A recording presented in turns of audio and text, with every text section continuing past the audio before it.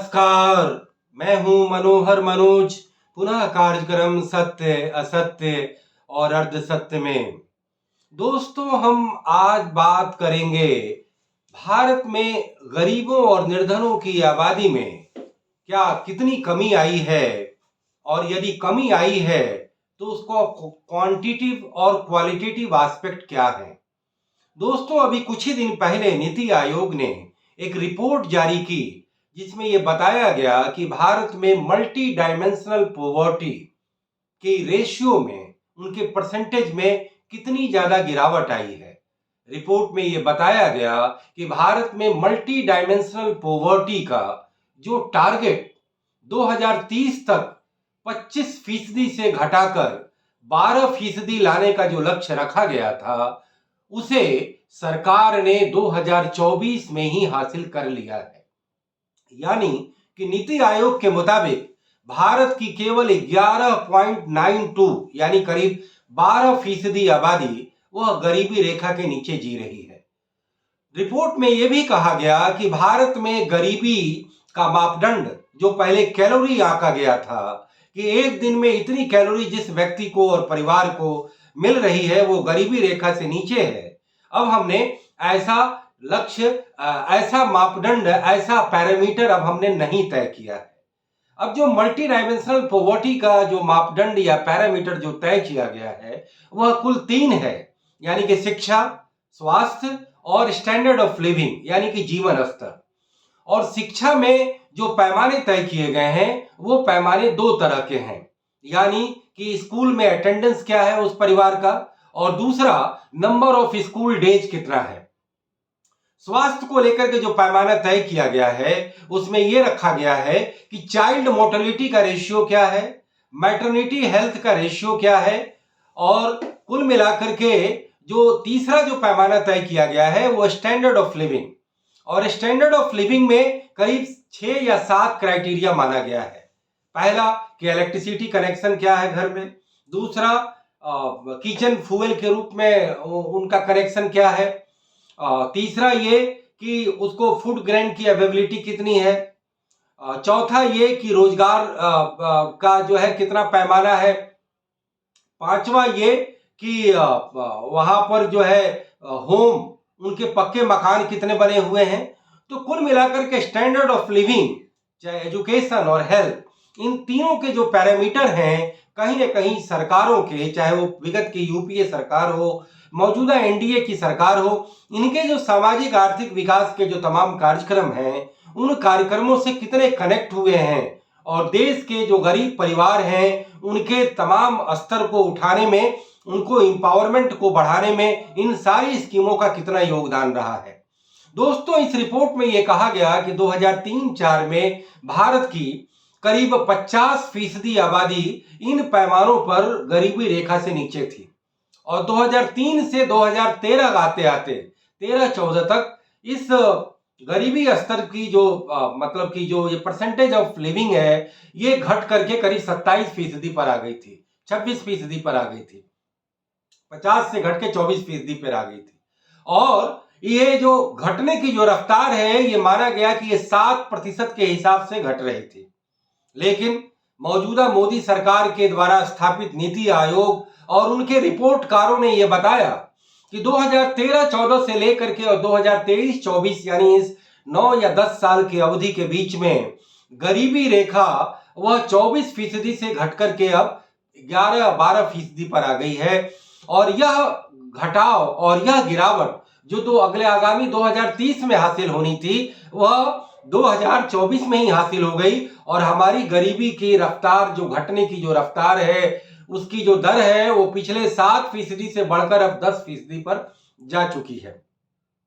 दोस्तों जो सरकार ने स्वास्थ्य शिक्षा को लेकर के जैसे सर्व शिक्षा अभियान चलाया गया कि 5वीं तक किसी भी बच्चे का जो है वो एक तरह से ड्रॉप आउट रेशियो जो है वो बिल्कुल घटा दिया जाए, हर परिवार के बच्चों की प्राइमरी स्कूल में अटेंडेंस सुनिश्चित किया जाए, जिसके लिए मध्याह्न भोजन योजना 1990 के दशक में शुरू की गई और इसका असर भी पड़ा। लेकिन कोविड काल में हमने ये देखा कि ये रेशियो बिल्कुल गड़बड़ा गया। बच्चों ने स्कूल जाने बंद कर दिए, क्योंकि ऑनलाइन एजुकेशन, ब्रॉडबैंड नेटवर्क उन स्कूलों में नहीं होता था और इसकी वजह से वह रेशियो गिर गया था। लेकिन अभी जो नीति आयोग की ये रिपोर्ट आई है, ये दर्शाती है कि अब ड्रॉप आउट रेशियो नहीं है, अटेंडेंस ज्यादा है, रोज बच्चे उसमें स्कूलों में जा रहे हैं। और शिक्षा को लेकर के स्वास्थ्य को लेकर के जो तमाम मातृत्व और शिशु कल्याण की योजनाएं चलाई गई, चाइल्ड मोर्टेलिटी के रेशियो को कम किया गया, मैटरनिटी हेल्थ बढ़ाया गया और विमेन जो डिलीवरी के टाइम में जिनकी ज्यादा मौतें हो जाया करती थी, उनके स्वास्थ्य और तमाम स्थिति को, जनन और प्रजनन दर को भी ठीक किया गया। तो कहीं ना कहीं स्वास्थ्य के इंडिकेटर को बताते हैं। हम ये कहना चाहेंगे कि स्टैंडर्ड ऑफ लिविंग में जो कुकिंग गैस, जो एक तरह से उज्ज्वला योजना और फिर उसके बाद सौभाग्य योजना के जरिए भारत सरकार ने और स्वच्छता योजना के जरिए जो टॉयलेट का निर्माण किया, हर घरों में बिजली की उपलब्धता, हर घर में गैस की उपलब्धता, हर घर में सफाई और टॉयलेट की उपलब्धता, जैसे जो अनेकानेक जो इंक्लूसिव कार्यक्रम चलाए गए,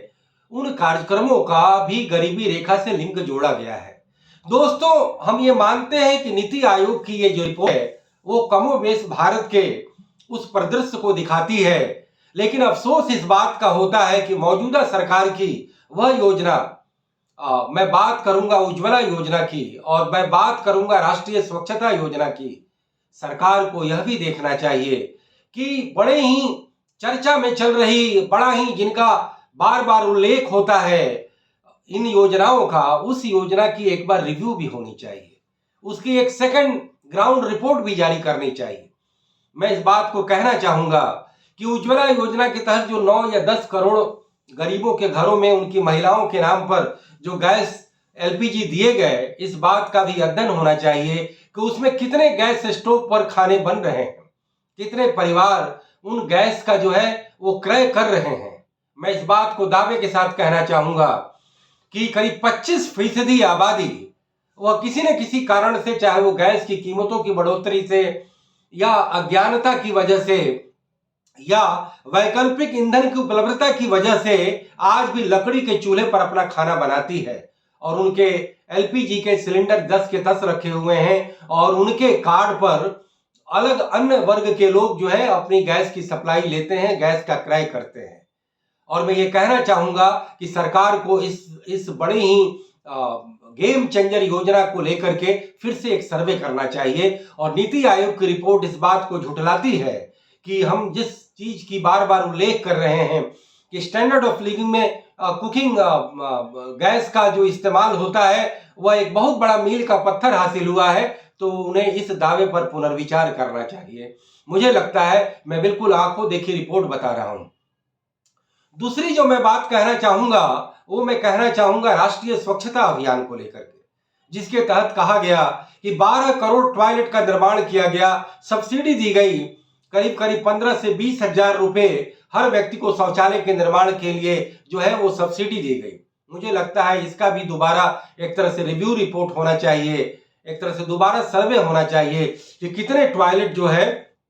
वो ऑपरेशन में है, कितने टॉयलेट का मेंटेनेंस सही है और टॉयलेट के पैसे को लोगों ने क्या किया, और यदि टॉयलेट बनवाया या डिफिकेशन फ्री घोषित किया गया, वहां जाकर के सर्वे होना चाहिए कि कितने लोग अभी भी रात के अंधेरे में, उनकी महिलाएं खेतों में जाती हैं, खेतों में डब्बे में पानी लेकर अभी भी जाने का रिवाज आपको तमाम गांवों में दिखाई पड़ेगा। तो कहीं ना कहीं नीति आयोग की इस रिपोर्ट की आंखों देखी रिपोर्ट उनका पोल खोलती है कि राष्ट्रीय स्वच्छता अभियान और उज्ज्वला योजना का एक तरह से रिव्यू होना चाहिए और एक सेकंड रिपोर्ट जारी होना चाहिए कि बड़े ही जोर शोर से प्रचारित की गई इन योजनाओं की वस्तु स्थिति क्या है, इनकी ग्राउंड रिपोर्ट क्या है और कितने लोगों का जो ये आंकड़ा दिया गया कि इतने टॉयलेट बन गए, तो आखिर आज भी गांवों में, खेतों में शौच करने को लेकर के आखिर ज्यादातर परिवार क्यों जा रहा है? ज्यादातर गरीब वर्ग के लोग, निचली जाति के, कथित निचली जाति के लोग और उनकी महिलाएं, बच्चे या सब लोग क्यों जा रहे हैं? आपको जब आप अध्ययन करेंगे तो पता चलेगा कि उनका अपना मकान नहीं है, अगर मकान भी है तो वो सड़क के किनारे बसा हुआ है और सड़क के किनारे आप शौचालय का निर्माण नहीं कर सकते। उज्ज्वला योजना की बात करें तो बीच में 3-4 साल जो गैस की कीमतों में बड़ी ज्यादा बढ़ोतरी हुई, गरीब परिवारों ने गैस के उपयोग बंद कर दिए थे। तो हम ये कहना चाहेंगे, इसी तरीके से मैंने पहले जिक्र किया कि प्राइमरी स्कूल में कोरोना काल में किस तरीके से ड्रॉप आउट रेशियो बढ़ा, किस तरीके से प्राइवेट स्कूलों के आगमन की वजह से और सरकारी स्कूलों में अव्यवस्था और लाल फीताशाही की वजह से एक जो दो धारी सिस्टम हमारे एजुकेशन में चल रहा है, जहां पर एक लेवल प्लेइंग फील्ड नहीं है, उससे हमारी शिक्षा की स्थिति भी गड़बड़ाई है। स्वास्थ्य को लेकर के भी जो दो तरह की दुनिया भारत में है कि एक तरफ प्राइवेट हॉस्पिटल और एक तरफ सरकारी हॉस्पिटल, कोई रेगुलेटर नहीं है, उनकी दरें सरकारों द्वारा या रेगुलेटर के द्वारा तय नहीं की जाती, तो उसमें एक विभाजन रेखा खींची है और दोनों तरफ जो है बड़ा ही गटमट स्थिति और गौज मौज स्थिति दिखाई पड़ती है। तो शिक्षा, स्वास्थ्य, कुकिंग गैस और फिर जो है राष्ट्रीय स्वच्छता, मैं इन 4 योजनाओं की बात करूंगा कि ग्राउंड रिपोर्ट, नीति आयोग और भारत सरकार के दावे को एक तरह से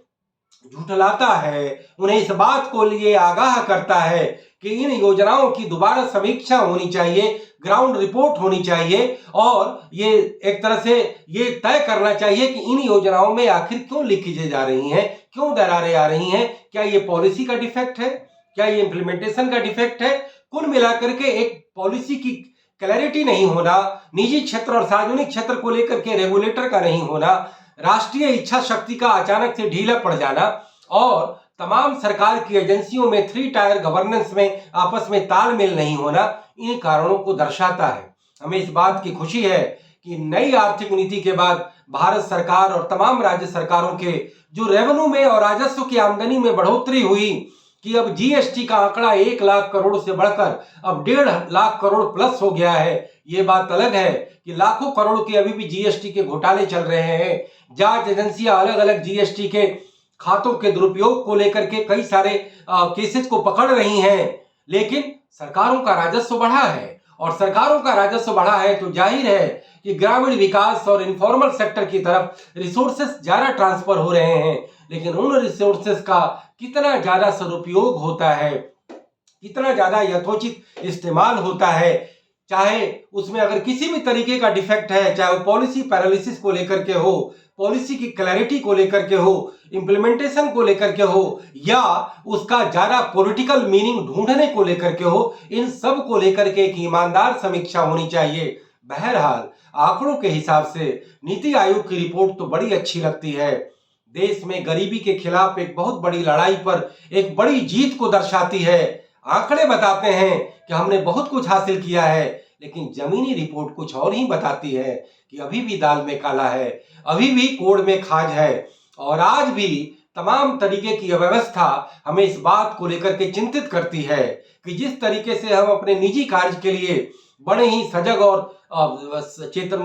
चेतनशील होते हैं, लेकिन सार्वजनिक मसला जब आता है तो वेस्टेड इंटरेस्ट अपने अपने जुगाड़ में और अपने अपने फिराक में लगे रहते हैं, चाहे वो बेनिफिशियरी हो चाहे बेनिफिट प्रोवाइडर हो, सब अपने अपने कट लेकर के कुल मिलाकर के सार्वजनिक व्यवस्था का चूना लगाते हैं और सरकार और देश और सिस्टम को अंदर से कहीं न कहीं मजबूत करने के बहाने उन्हें कहीं न कहीं कमजोर करते हैं। अगर हम इन सब सारी कमियों पर काबू पा लें तो हम एक बहुत बड़ी मजबूत समाज, मजबूत अर्थव्यवस्था और एक बड़े देश के रूप में, एक री इमर्जिंग नेशन के रूप में पूरी दुनिया में शुमार होंगे। तो दोस्तों, इसी नोट के साथ मैं अपनी यह बात समाप्त करता हूं। फिर किसी मुद्दे पर, फिर किसी सवाल पर पुनः बात होगी। इजाजत दीजिए। नमस्कार, जय हिंद, गुड बाय, शब बखैर।